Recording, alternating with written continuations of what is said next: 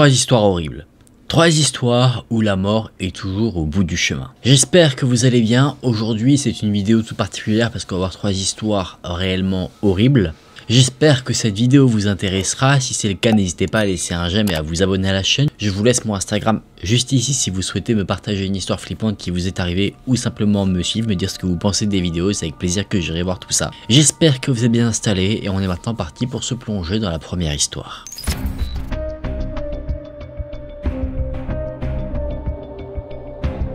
Shanna Riddle est une femme née le 4 juin 1980. Depuis petite, elle a toujours voulu fonder sa propre famille, devenir une mère et également prendre soin des autres en devenant infirmière. C'est en novembre 2012 qu'elle a rencontré un homme, Craig Van de Wege, et très rapidement ça a été l'amour fou. Craig était quelqu'un qui semblait stable financièrement, qui semblait être sur la même longueur d'onde qu'elle, c'est-à-dire qu'il voulait également avoir une famille. Ils ont fait pas mal de voyages ensemble, il lui montrait constamment son amour, que ce soit par des gestes ou alors en lui offrant des cadeaux. Et donc, les choses suivant leur cours, en 2013, Craig a demandé Shanna en mariage et c'est en 2014 que les choses se sont conclues. En mai 2016, Craig a eu une nouvelle opportunité professionnelle, ce qui a entraîné donc un déménagement du couple au Texas. Tout semblait se profiler au mieux et qu'est-ce qui manquait pour que la vie soit d'autant plus parfaite?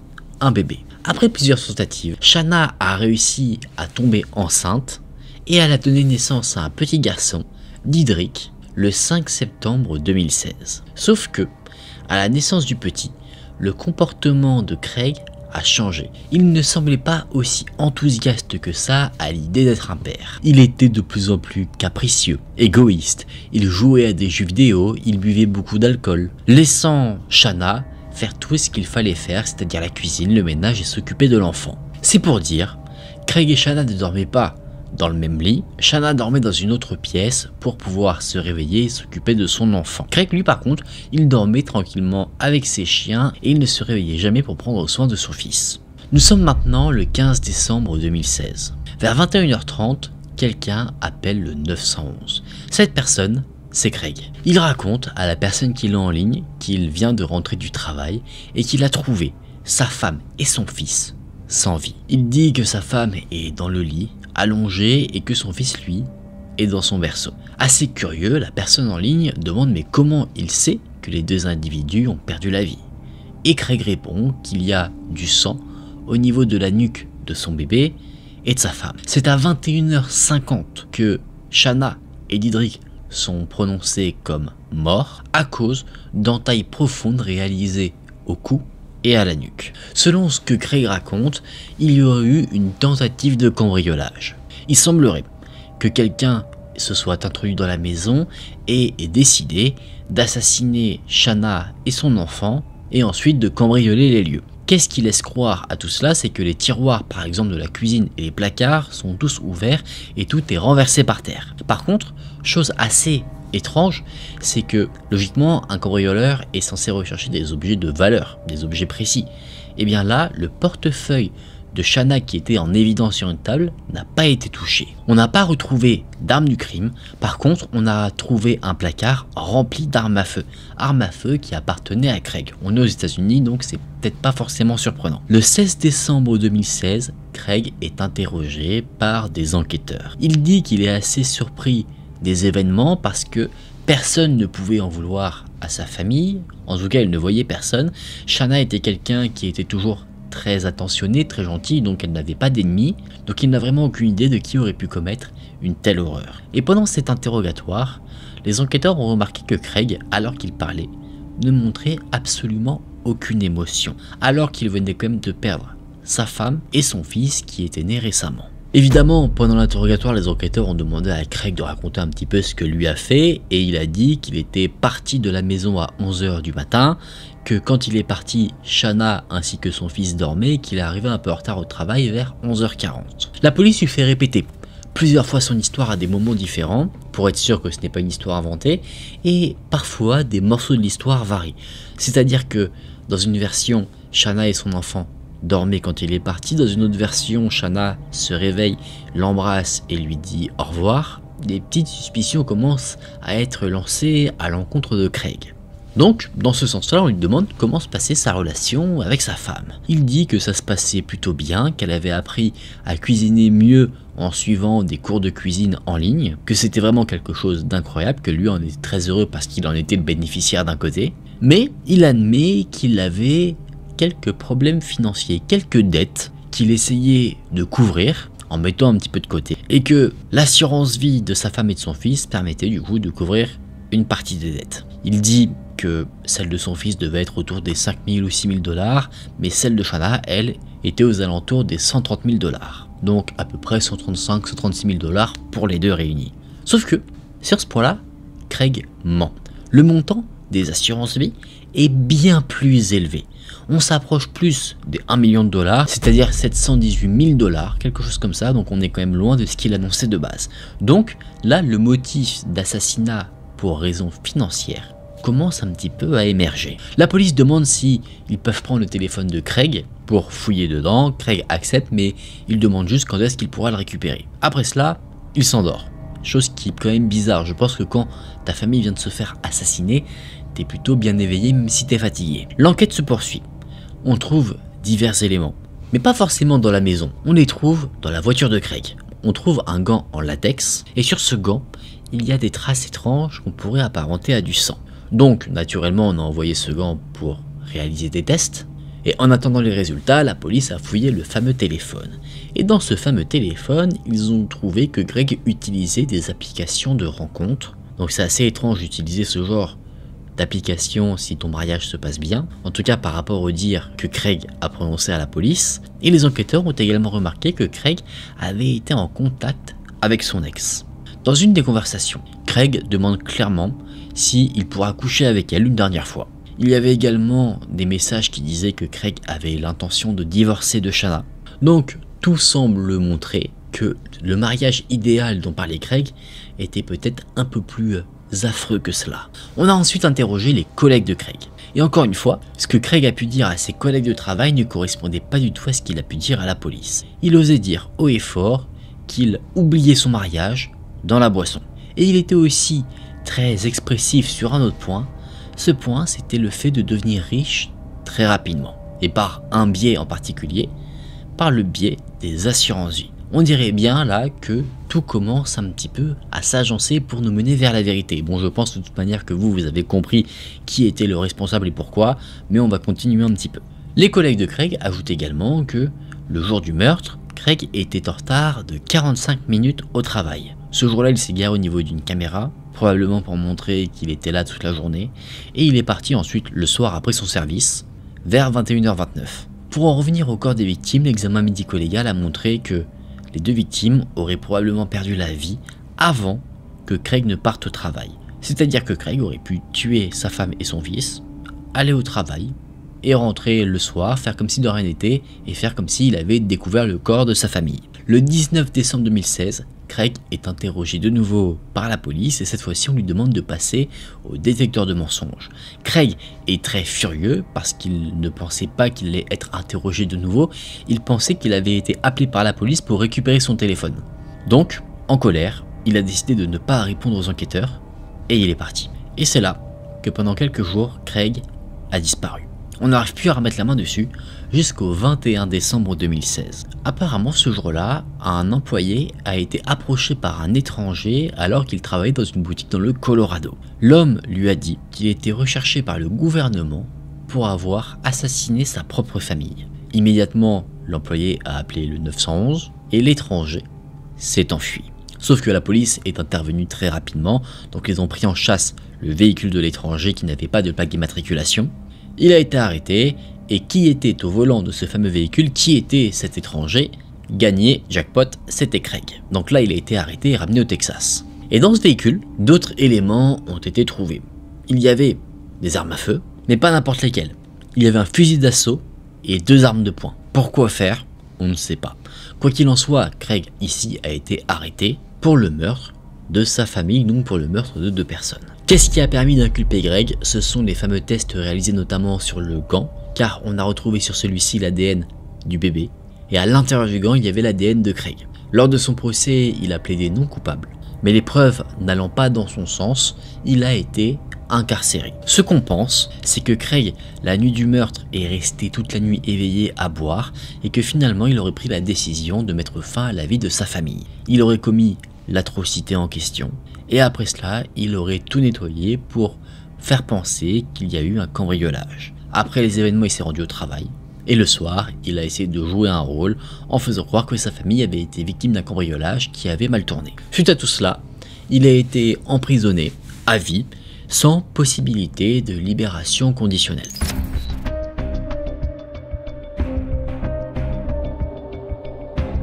Larry Wells était un homme qui vivait dans la ville d'Hambourg, dans l'état de New York. C'était un homme qui avait un très grand cœur, qui était marié, qui avait une fille de 4 ans et un autre bébé qui était sur le chemin.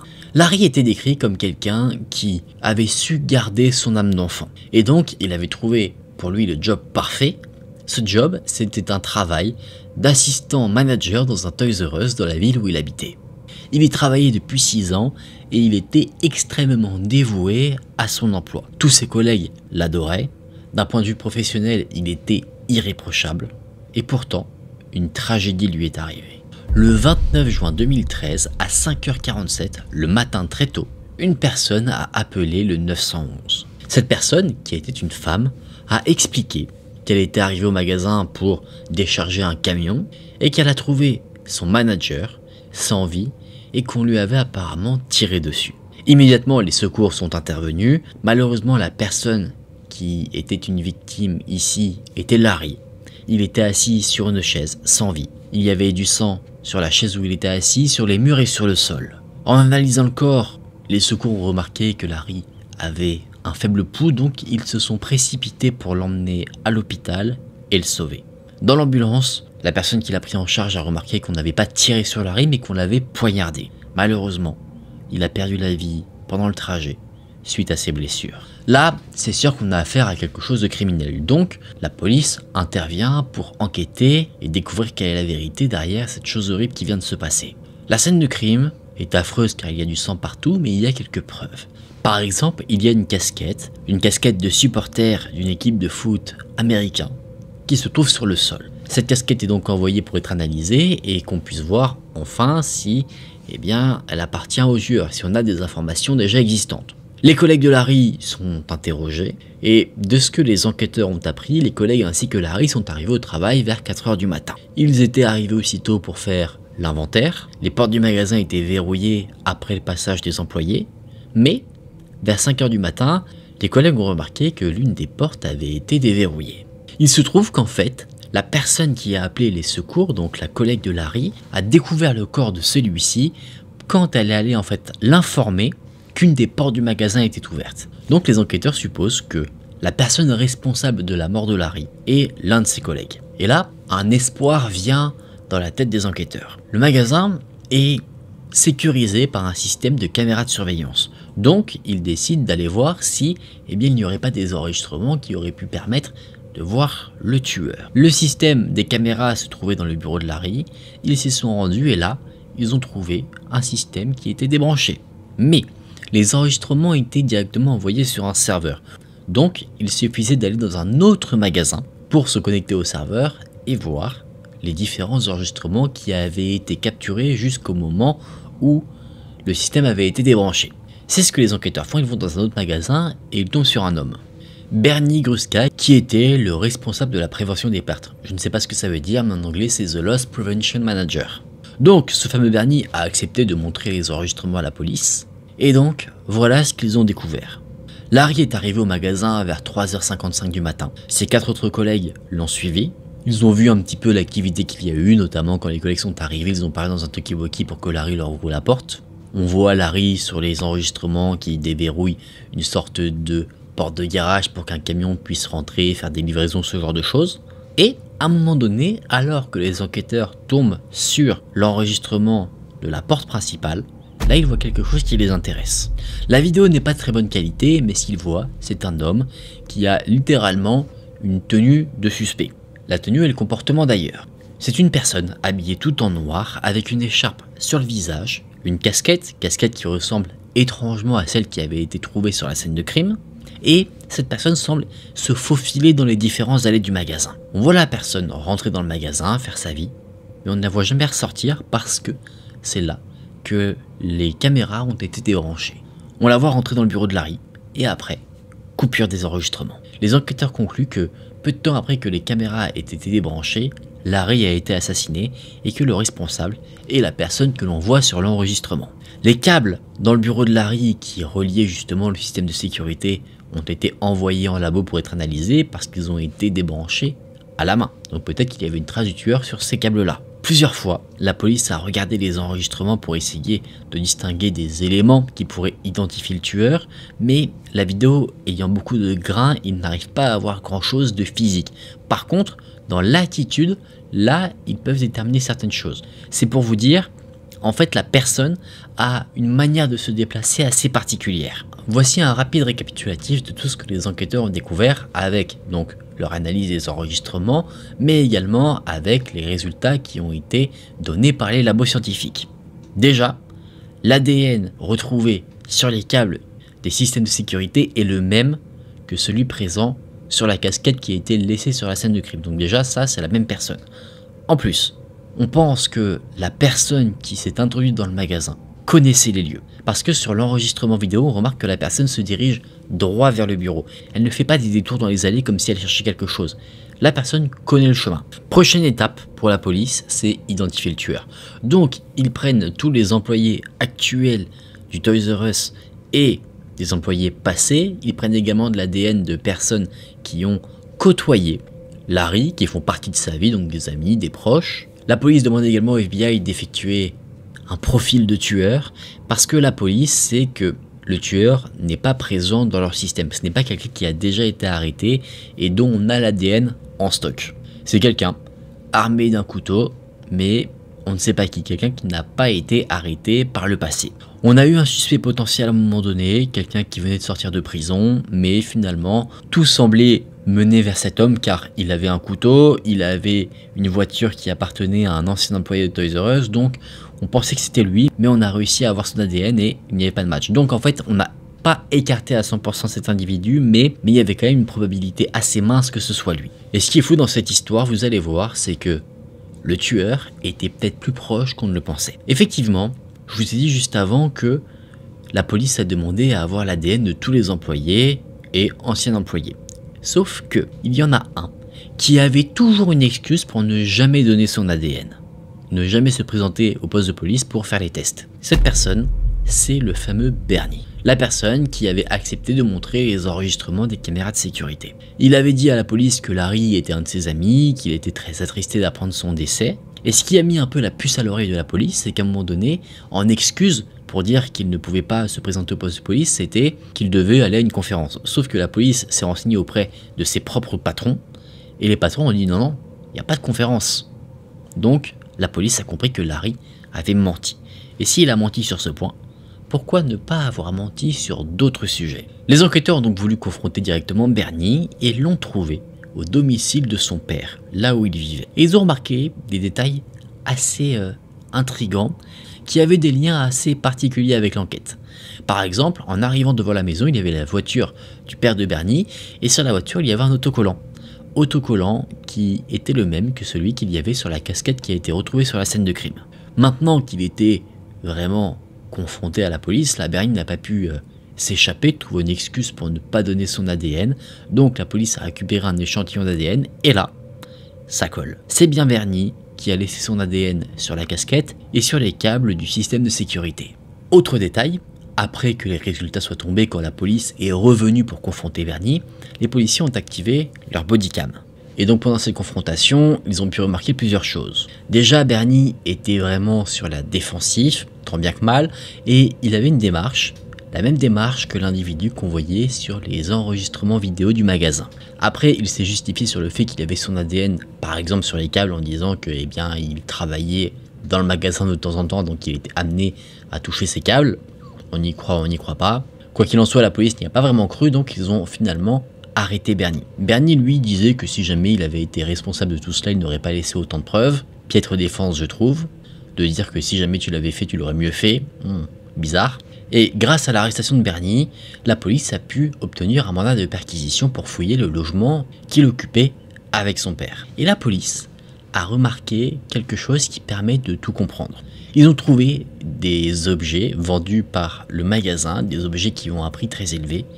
Et ils ont également retrouvé des vêtements qui correspondent étonnamment bien à ceux que portait l'individu présent sur les enregistrements. Donc en vrai, il n'y a plus vraiment de doute sur la culpabilité de ce fameux Bernie. Mais donc, quelle est la vérité derrière tout ça? En fait, Bernie volait des objets dans les magasins Toys R Us et il les revendait ensuite sur eBay pour se faire de l'argent.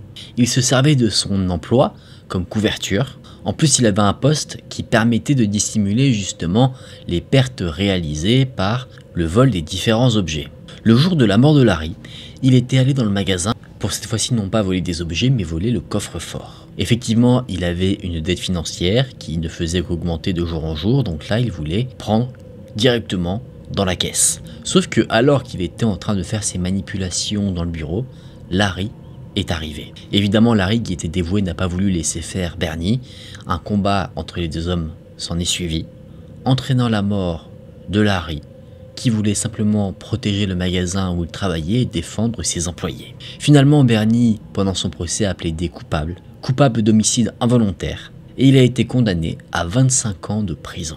Selon les différents rapports, pendant toute la période où Bernie volait les magasins, il aurait volé pour une valeur totale d'environ 223 000 $.